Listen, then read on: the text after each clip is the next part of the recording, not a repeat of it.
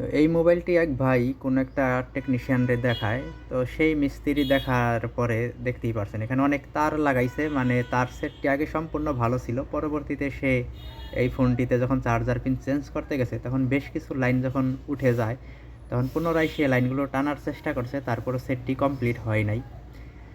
তো আমি এখন এই ফোনটি মানে শুধু কাজই করব না, এই ফোনটি এমনভাবে কাজ করব যাতে এটা মানে ফাস্ট চার্জিংভাবেই ফোনটি চার্জ হয়। এইরকমভাবেই আমি এই ফোনটি সম্পূর্ণ কমপ্লিট করব। ঠিক আছে? তো আরেকটা বিষয় হলো যে, যদি আমার কাজ ভালো লাগে অবশ্যই ভিডিও শেয়ার করবেন বেশি, বেশি।